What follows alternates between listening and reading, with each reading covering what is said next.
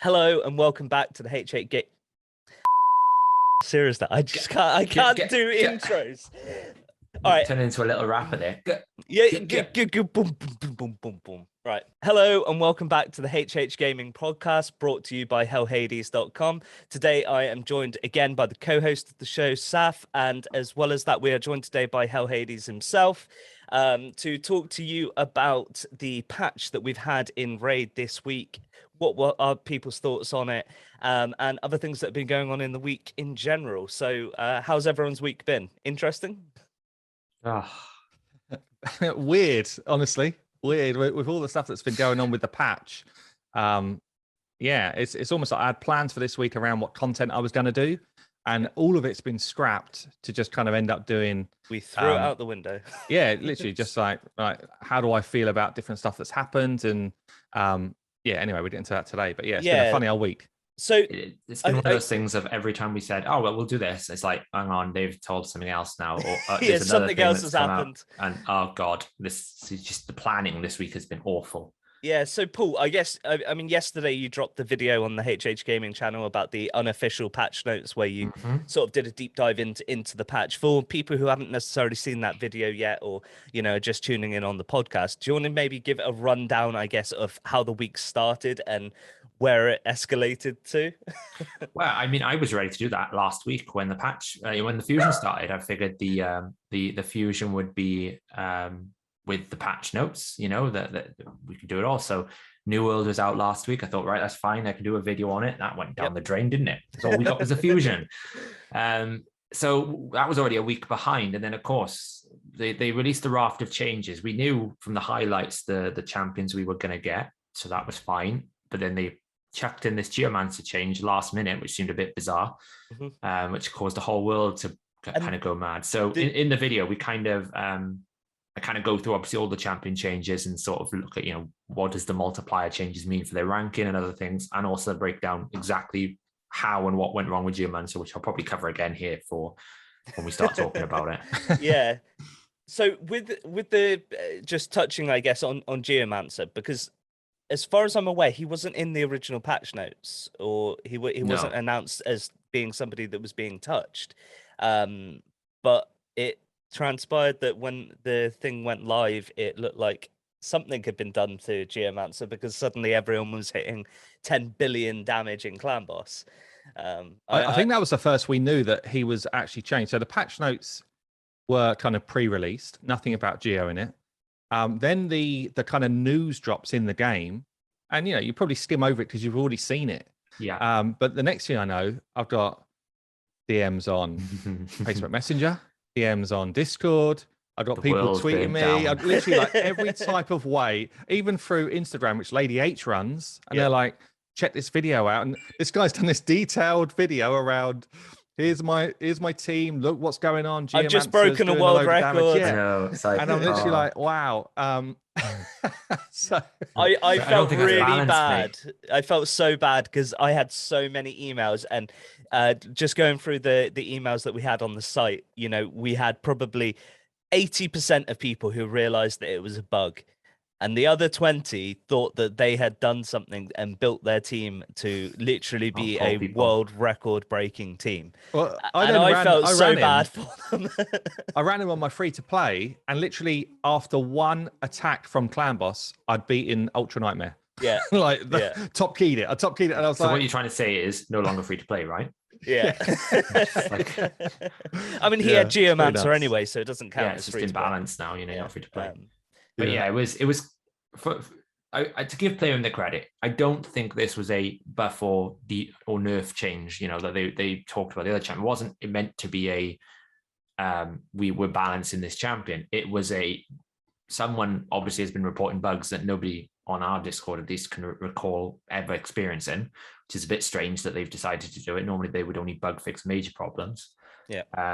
So they obviously found that the issue was related to this passive, and they thought, I would imagine they couldn't isolate exactly why it was happening. So they thought the easiest solution is just to do what they did, which is turn off the masteries.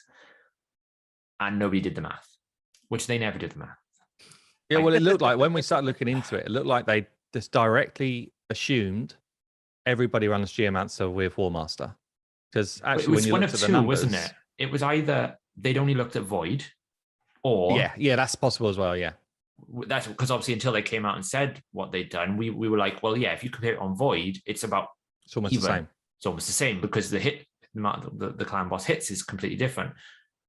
Or the other angle, as you were saying, is have they just considered that everyone runs Warmaster, which would mean it would be a non-consequential change? Like I said on Discord and a couple of things, if they're basically determining the way that their game works based on the average usage in their game, that's a really concerning perspective from a game development design principle. Like, that'd be like going into I don't know, WoW or Lord of the Rings Online or whatever, any MMO, going, well, 80% of the player plays Hunter, so therefore the only class we need to consider is Hunter. You'd never do that. Like that's you have a principle of the way that the game should work and the way that champions need to work in their kind of restrictions. You know, epic champions shouldn't be as good as legendary champions, and you follow that principle. If you don't realize that you can get a lot more damage out of Giant Slayer, do they even know how the game works? Yeah. And in fact, it's probably someone sitting in the office who's been asked to redo this that plays the game. I imagine they all play the game. They probably have to, but it probably plays it incredibly casually. Yeah, exactly. It's like, when I was playing Summoner's Glory, I played it pretty casually. And would I know all the ins and outs of how all of the different characters interact? No, I wouldn't. I would literally just know the bare bone basics to be able to get through the game. Yeah. So I'd imagine that's where it was. But they actually did quite a quick job of changing him, which I think fair play. They didn't just leave it for a week with everyone bitching about it. They changed him up pretty fast to get his damage back in the right place, but that still wasn't enough for the community. So my problem is obviously, there's ways that you can go, right, we need to make this change programmatically, development wise. We obviously don't want it to be a buff or nerf. That was quite clear that was their indication, which is fine. So why aren't they leaning on people that they've got direct access to kind of go, hey guys, we're going to do this change. Do you see any problems with it? Because I don't know about you, but I would have instantly gone to them. That's going to be a problem. Like it took me 5 minutes to make the table in Excel. Like to just tell them this is going to be a problem. You need to make sure this is covered. And then they would have avoided all of this debacle. They could have gone to the content creator chat and gone, hey guys, we want to change Geomancer. This is the reason why. I think nobody's questioning that it's an important change if it's bug fixing. It was more, why didn't you just do the math and do the check-in before you release this update? Because now you put yourself in a difficult position. It's made yourself look stupid again. That's the thing, isn't it? Yeah. Like you say, we talked through it for half an hour and it's like, this is going to be the issue. This is the strength. Mm-hmm. And then we started looking at other places outside of Clan Boss. It's like, actually, immediately we know he's going to be incredibly strong in a whole bunch of other content. I'm kind of disappointed they fixed him. I was like looking forward to seeing what I could do in Spider and Clan Bot and Doom Tower bosses. Yeah, when it's 60%. Yeah, even so let's just have a quick before we talk about how he is now. Just have a quick chat. What do you think they're going to do with Brogni? Will they do the same thing? Because he's coded the same way that Geo was, right? Basically. I mean, unless it's that mentality that rares shouldn't be better than legendaries. From a design principle. Because that's what killed Eurogrim, isn't it? Or I say killed. Again, it's still awesome. Like, exactly. I think this kind of is the bigger subject as a whole, is because actually that I think a lot of the reaction to what was going on with Geo was because it was in the wake of what had happened with Eurogrim. Yeah, and I think everybody's already on like high alert and high tension. It's like, well, you've killed my Eurogrim, and now you're how killing many more my are you Geo. gonna like nerf? What's the point in me leveling this one? Because you're just nerf. You wouldn't believe how many comments on every video, even if the video's about, I don't know, how to upgrade your gem mine. Mm-hmm. Why would I bother upgrading my gem mine if you're going to nerf my champions? Why would I buy? It's just literally like every comment now. We've had people and obviously I love the fact that people come and watch our videos and comment on them, but a lot of you guys have seen that I've been playing a lot of New World and I'm putting out New World comments, but actually in the content that I'm putting out on New World, people are commenting and complaining about buffs and nerfs in Raid. It's just like, it's like clearly I couldn't distract you from the fact of what was going on with some New World content. So, but yeah, it's just I feel like tensions running high in the community, and I'll be honest, actually thinking back to last year, it's actually very similar, and I don't know if it's the time of year, but this time last year was around the time that we started building the website, and if you remember back then, again, people were complaining a lot about the lack of content. There wasn't anything to do in the game and things like that, and I feel like it's around this time of year that it kind of happens. But at the same time, you know, them hitting a champion which people had specifically built out, you know, I know people were throwing out things like, oh, it's illegal. It's not, guys. At the end of the day, they are fully covered to do anything that they want to do in their game. At the end of the day, you know, you don't have to read the terms and conditions to know that they would be stupid to not have that in their terms and conditions. This is their game. You know, it's pretty much consistent across all games as well. Yeah, like absolutely. They reserve the right to change them and rebalance and do whatever they want to the game. They essentially license access to the game to you as a user. You don't own anything. So, and it's funny as well because there was what, I don't know, 12 or something buffs and one proper nerf, one change. Yeah, and I wonder if it's just a mentality of like, we're not used to it because they don't do it often enough. Therefore. This is the reaction, because I mean, really, one champion nerf out of all of the champions in the game is, and let's be honest, it needed to be bad, right? Like you had an epic champion that could pretty much solo 21 faction wars, Dragon 25, Ice Golem 25, was a clan boss beast. Yeah, I mean, the nerf is not for me the issue. The issue is we told them this through a test server which they give us access to. Yeah. Before anyone else had their eyes on this champion, and they don't ever listen to that.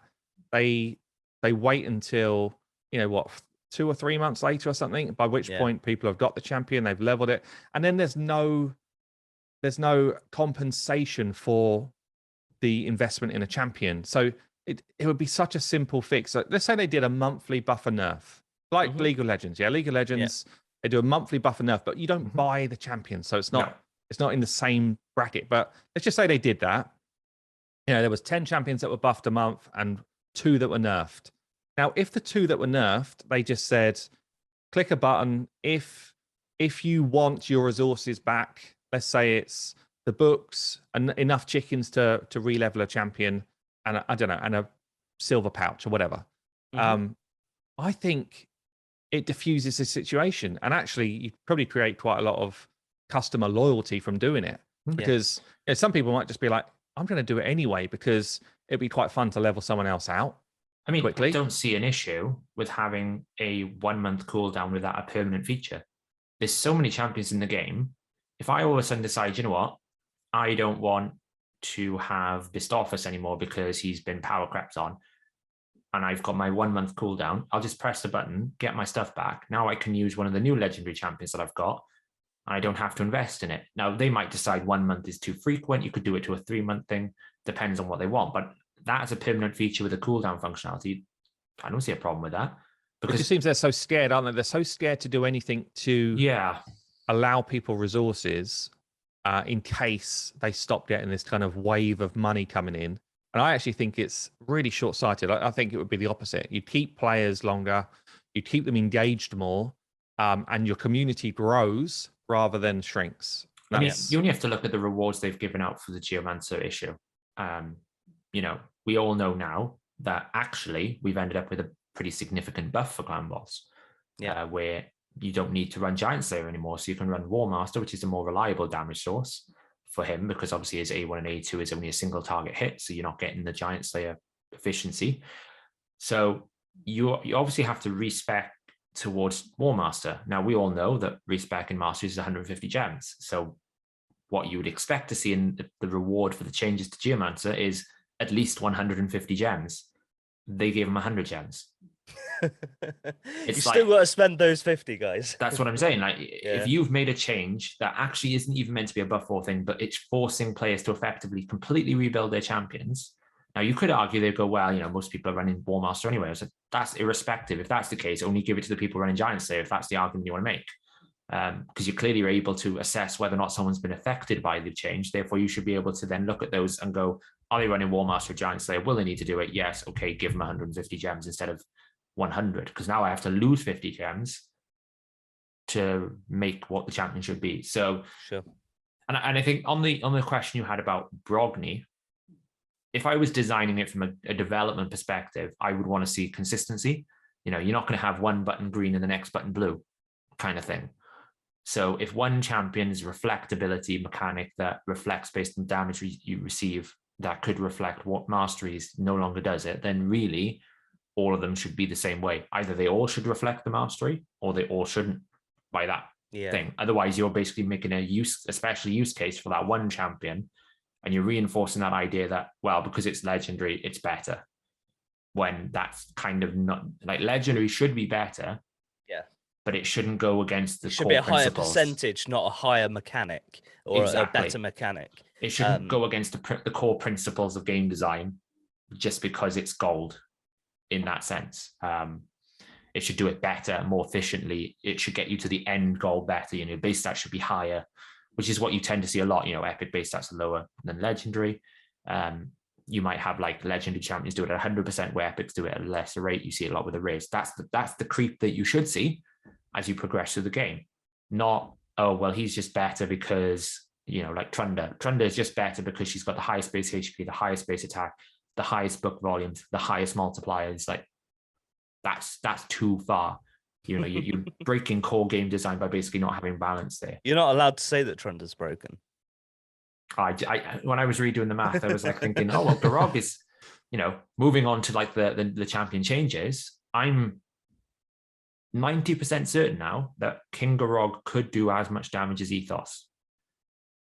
The math was telling me it would.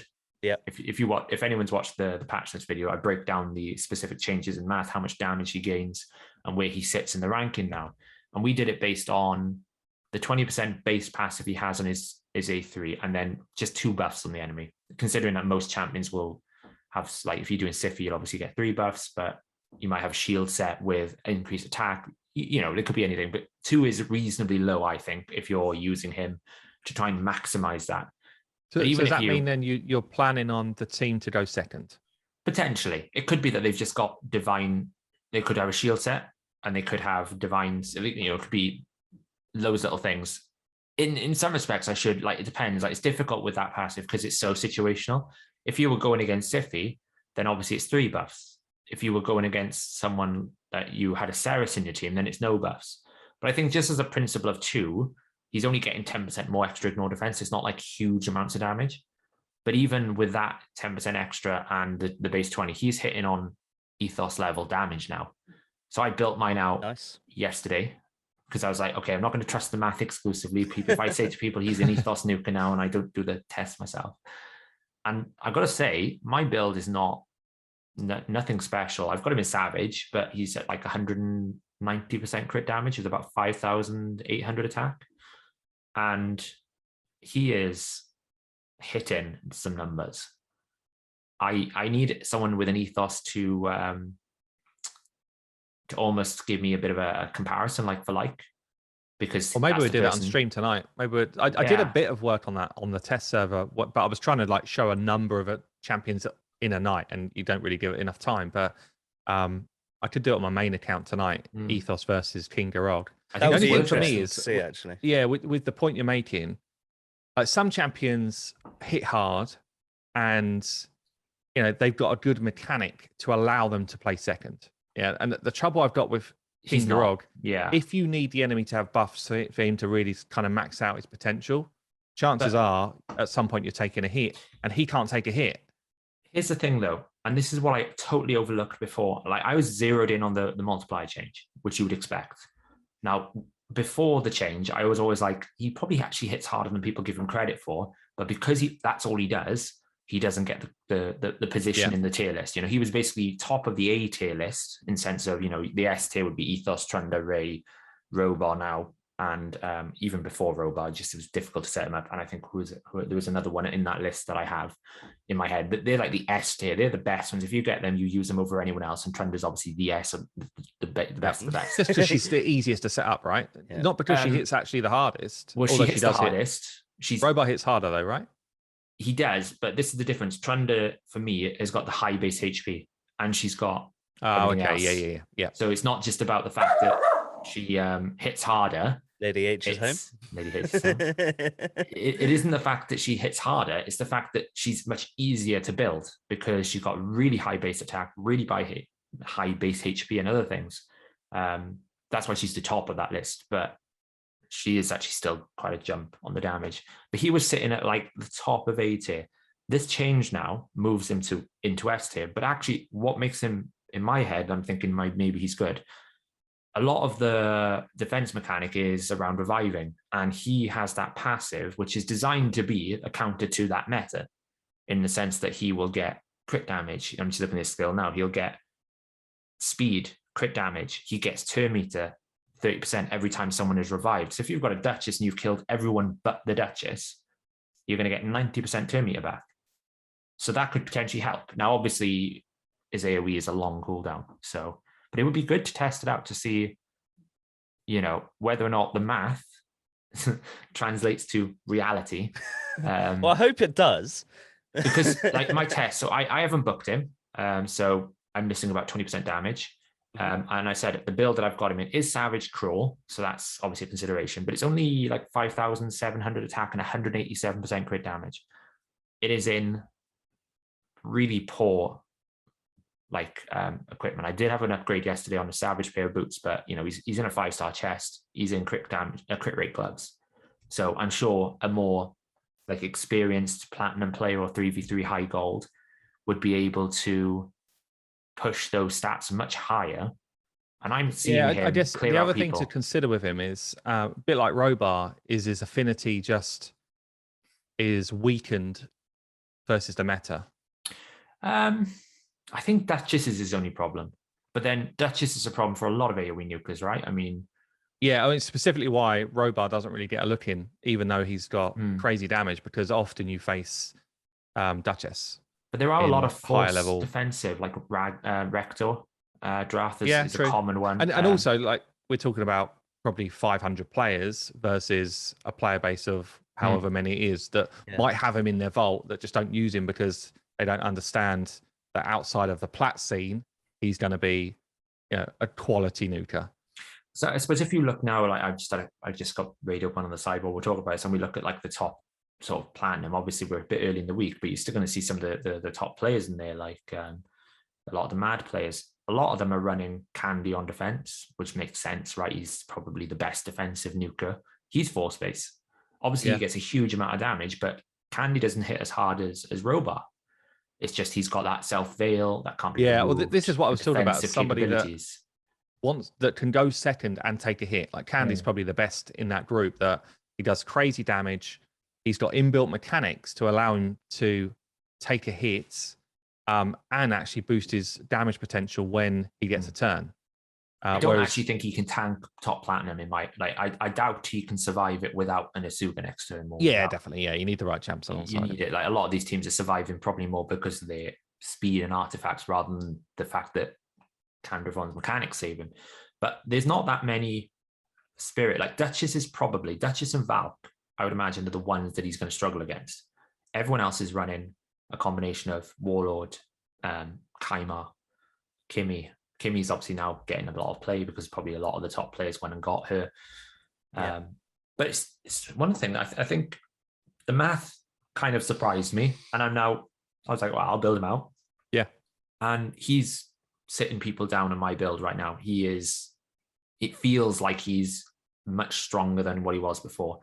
And if you can get that A2 going, where it obviously reduces the cooldown, and if you're into a double revive team that's designed to annoy you, he's just going to eventually become too strong for the foes to kind of stand back. So definitely interesting.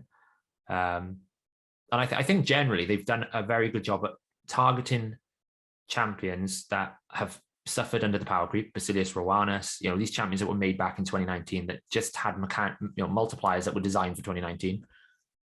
Because the typical AoE multiplier now is 3.7. That's the number that new champions come out with that is considered the what they want to set the bar at. Yeah, which is why it's a bit dumb that Trunder's at 6 times, because crazy. Makes perfect sense. Yeah. Well, actually, I think with the Trunder thing, nobody in Plarium actually thought that people would try and game the mechanic. It was almost like I bet they thought everyone was going to go for the effect to stop the second hit. And then because everyone was like, well, hang on, if we just avoid the second hit, like avoid the mechanic that stops the second hit, we can get twice the amount of damage. That's a great idea. Yeah. And, as clever players figured out the way to do it. And now it's gone too far and they just don't want to stop it. Yeah. And that's because of, coming back to the point that we originally were talking about is, should you have nerfs in a game or not? Yeah. Just at any form of nerf, the community kickback is huge, isn't it? Yeah. Any form. Oh, it's wild. And, you get accusations that the game's going to fall apart because of this one champion being nerfed. People actually messaging us saying that they're giving up the game, they're stopping because of it. Whether that'll last, I mean, a lot of people in the stress of the moment will quit, and they'll come back a week later. That to me screams that there are other issues with the game other than this one thing, and that's just a tipping point. I think that's it, because people were saying, oh well, I used 40 ancient shards to get Geomancer, and all of us were, a lot of us experienced players know 40 ancient shards is nothing. Like I'll earn 40 ancient shards just by doing clan boss in 3 weeks. So if you're getting a guaranteed champion for 40 ancient shards, in terms of how much resources you're spending, it's actually incredibly low for this game. To try and get Geomancer out of a pool of, 80 epics or 90 epics, maybe even 200 odd now, I don't even know, is actually going to cost you a lot more than 40 ancient shards. And I mean, if you looked at that from even if you were to buy them, ancient shards are less than $1 each. That's $40, I guess, at a maximum of what they're going to cost. And actually, in the grand scheme of things, it sounds a lot for a normal video game, but for Raid, we know full well spending 40 is almost not even a drop in the pond of what you can spend. And I think they've actually fixed the Trunder problem a little bit quite well, because what they've done is they've released more champions that help you survive the Trunder hit. We've got Nekret the Great now, we've got Asuga, we've got probably, what was the other champion? There was another champion, I can't remember. But basically now, I don't think you can nerf Trunder, because if you nerf Trunder, I don't think there's a champion in the game that can kill some of these tank teams, because they're so tanky. Like trying to kill through a Nekret Asuga combo with Duchess is almost impossible without Trunder. Also, as well as that, I guess you've got to balance the scales of, if you nerf her and take away her damage, does she really have much use in the game now? Because there's so many other champions that do similar things. Does she do anything which actually makes her useful if you just take the damage away? You'd have to rebalance her to be more useful in other content. But then, I mean, actually, if you look at her kit, she is extremely useful if you put accuracy into her kit outside of the arena. But because people don't play her that way, because she's blatantly the best nuker. She's actually, I mean, she's still got an AoE HP burn, potentially, which, if people look at champions with that skill, it's one of the most sought after skills in the game. True, yeah. So she's actually, people say, oh, she's only an arena champion. If you didn't use her for that, she's kind of insane anyway.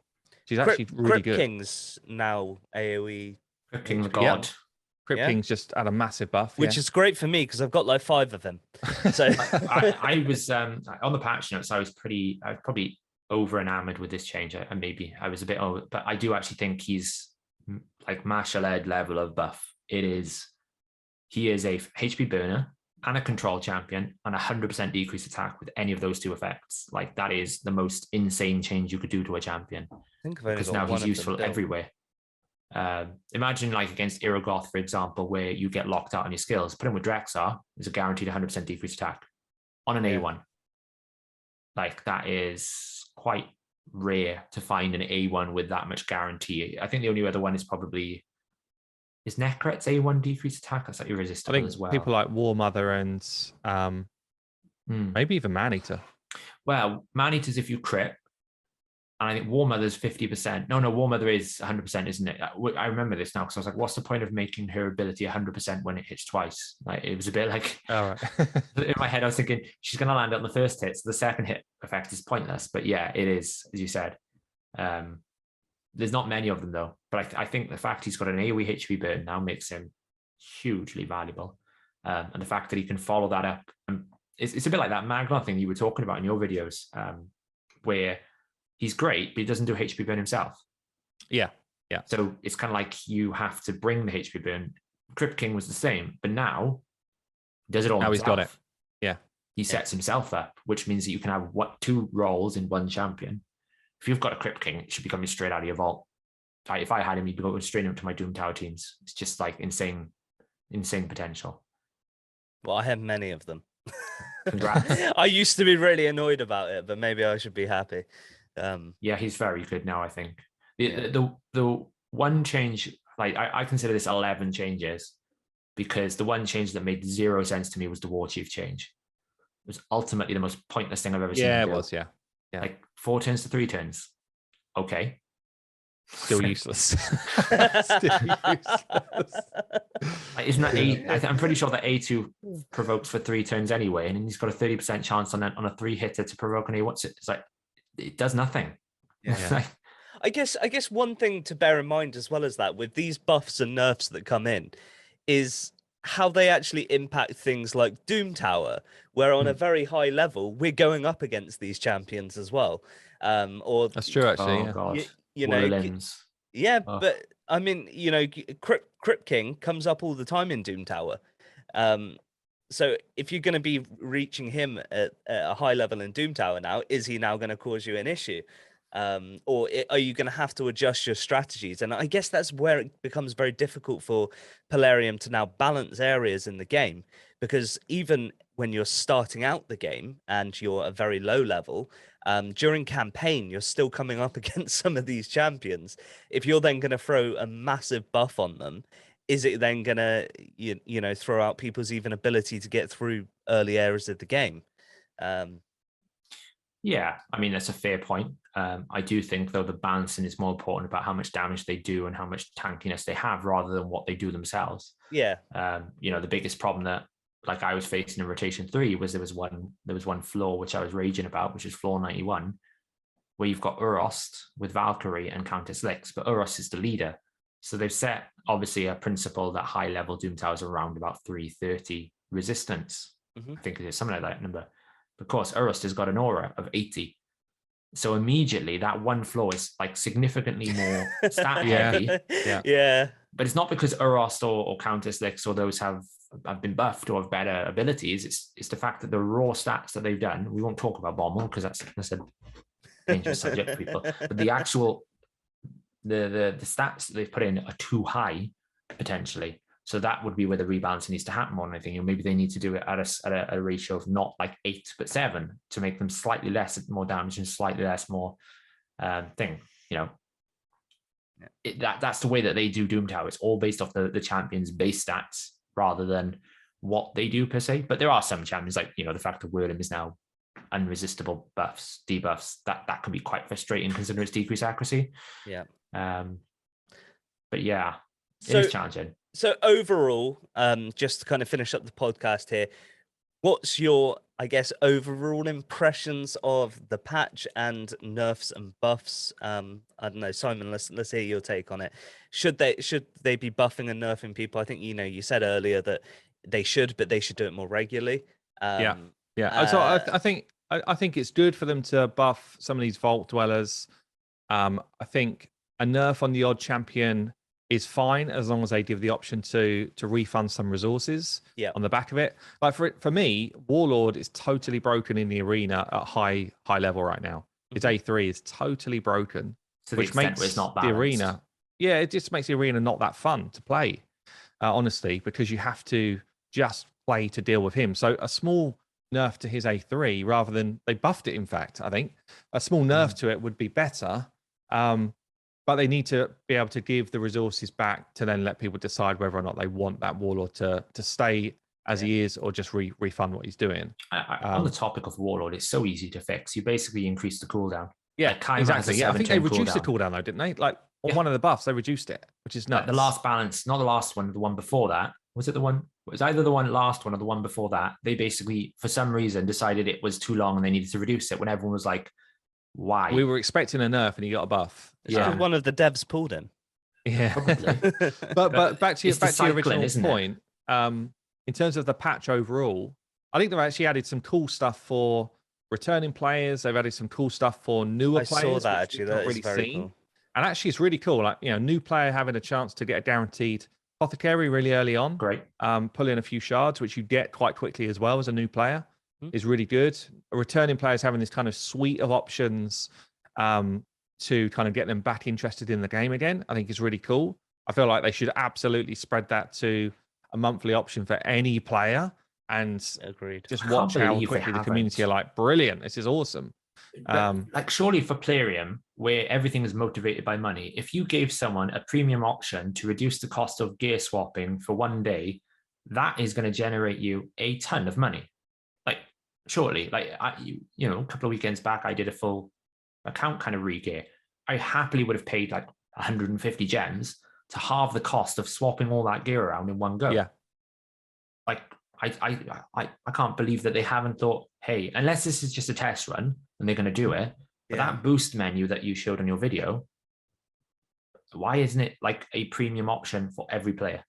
Just think, I can see the dollars like coming out of my brain. Like, this is so much, it's easy money. I don't have to balance it. I don't have to put any like complicated things in place. It doesn't have to be something I have to encourage people that it's worth spending on. We already know people complain about silver costs. Here, have 50%, you just have to pay for it. Okay. As long as it's not expensive and it's not unreasonable, I would do that. Yeah.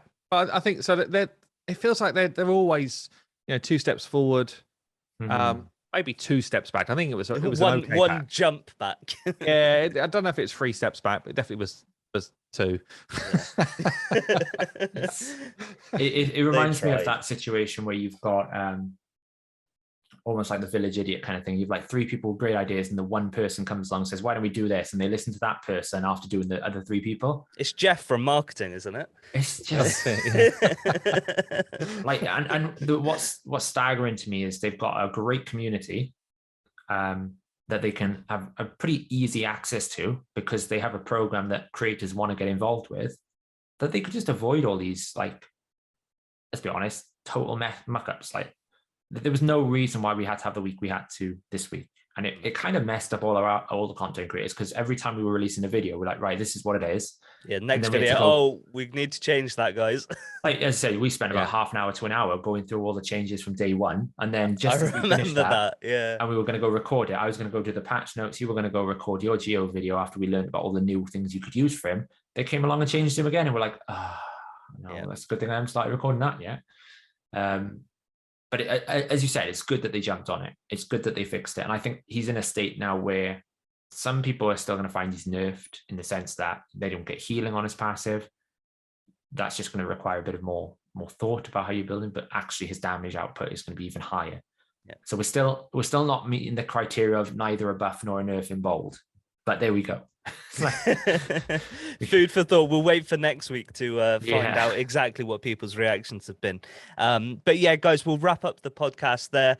As ever, thank you so much for listening and watching. If you do enjoy the content that we're putting out on the channel, please do smash that thumbs up button, subscribe to the channel, and we will see you in another video very soon. Cheers, guys. Cheers.